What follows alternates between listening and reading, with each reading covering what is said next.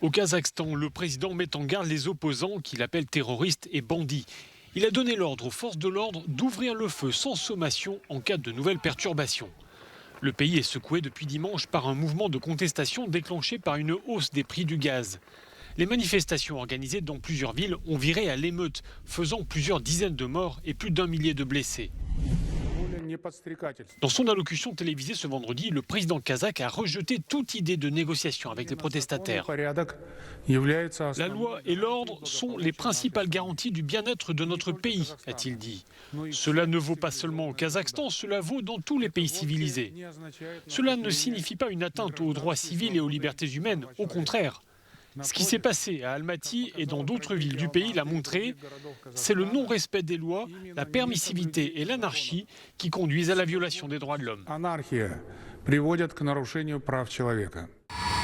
Pour appuyer sa reprise en main du pays, le président kazakh peut compter sur l'aide de son voisin russe, Vladimir Poutine, qui a envoyé des troupes et du matériel sur place pour épauler les forces de l'ordre et protéger les bâtiments stratégiques.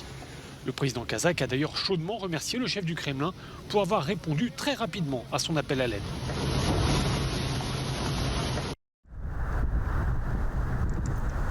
Face à la propagation d'Omicron, l'Organisation mondiale de la santé a lancé un avertissement ce jeudi. Pas question de considérer ce variant comme moins dangereux, même si les symptômes sont plus légers. Même si Omicron semble être moins grave que Delta, surtout chez les personnes vaccinées, cela ne signifie pas qu'il faille le considérer comme bénin. Omicron entraîne des hospitalisations et tue des gens. Le tsunami de cas est tellement énorme et rapide qu'il submerge les systèmes de santé du monde entier.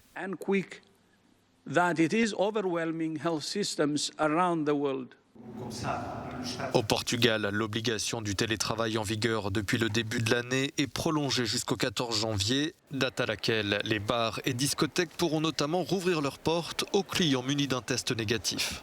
Les écoles portugaises rouvriront quant à elles ce lundi après une semaine de prolongation des vacances scolaires.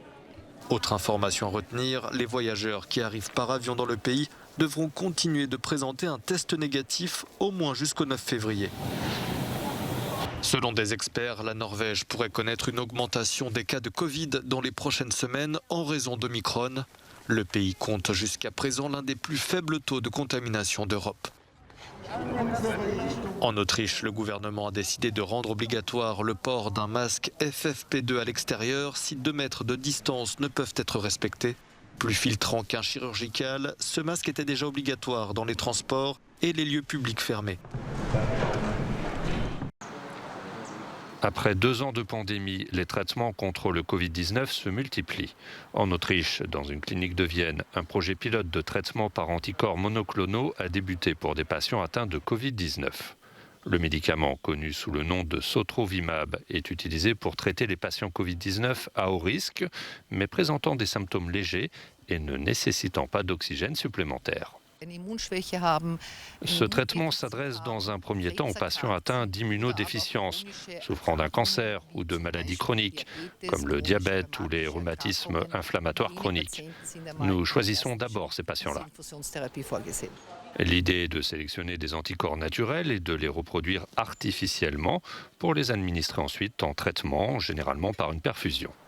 L'Agence européenne des médicaments avait approuvé en décembre ce nouveau traitement en affirmant qu'il réduisait considérablement les hospitalisations chez les patients à risque. Les supporters de Novak Djokovic sont réunis devant le Parc Hôtel de Melbourne pour exprimer leur soutien au numéro 1 mondial du tennis. Ils ne comprennent pas pourquoi les autorités australiennes ont refusé de lui accorder un visa. Le Serbe espérait obtenir une dérogation médicale à l'obligation vaccinale pour entrer dans le pays et participer à l'Open d'Australie.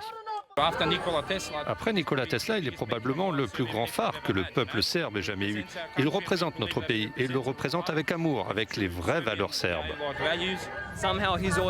D'une certaine manière, c'est toujours lui qui est mis à l'écart et puni, celui dont on parle, et je veux juste lui montrer mon soutien. Dans cette affaire, Novak Djokovic n'a pas que des partisans, y compris chez ses pairs. Rafael Nadal rappelle que les règles sont les mêmes pour tout le monde. I don't want to Je ne veux pas avoir à vous donner mon opinion tant que je ne dispose pas de toutes les informations. La seule chose qui est claire pour moi, c'est que si vous êtes vacciné, vous pouvez jouer l'Open d'Australie et partout ailleurs. À mon avis, le monde a suffisamment souffert pour ne pas suivre les règles. Novak Djokovic, qui a passé le Noël orthodoxe dans ce qui est habituellement un centre de rétention pour migrants, ne sera pas expulsé avant lundi et une nouvelle audience devant un juge de Melbourne. Si jamais il obtenait gain de cause, il serait en mesure de disputer l'Open d'Australie et d'y briguer un 21e titre du Grand Chelem, un record. Au célèbre salon de l'électronique de Los Angeles cette année, un mot était sur toutes les lèvres, la durabilité. Les fabricants de véhicules électriques étaient au rendez-vous, des voitures de course aux pelleteuses et jusqu'aux motos de course qui prétendent pouvoir rivaliser avec certaines des plus grandes marques mondiales. Pour eux, passer à l'électrique ne doit plus signifier renoncer à conduire avec style. C'est la clé. Jusqu'à l'arrivée de Damon, la réponse était non.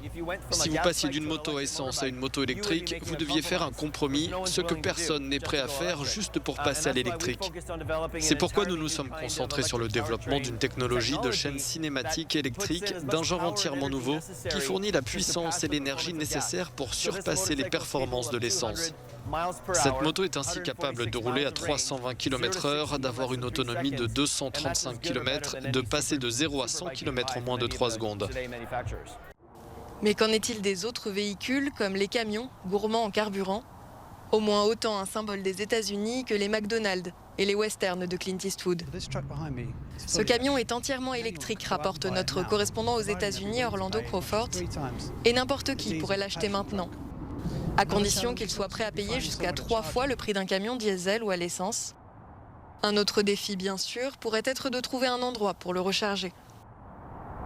Les infrastructures de recharge pour ce type de véhicule en sont encore à un stade précoce, à la différence de celles pour les motos et les voitures électriques. Il y a déjà des dizaines de milliers de stations de recharge en Amérique du Nord et en Europe. Elles sont pratiquement omniprésentes. Sans grande surprise peut-être, l'une des grandes marques de véhicules électriques exposées est Tesla. La société d'ingénierie d'Elon Musk, la Boring Company, a construit des tunnels sous le centre de conférence pour transporter les passagers entre les différents sites. Après être descendu dans les tunnels, vous montez dans l'une des voitures avec chauffeur et vous faites un voyage sans doute fluide et durable, bien qu'un peu sinistre, jusqu'à votre destination. Un système de déplacement souterrain très rapide qui devrait bientôt s'étendre à toute la ville de Los Angeles et régler, c'est en tout cas l'espoir d'Elon Musk, les problèmes de circulation dans la ville.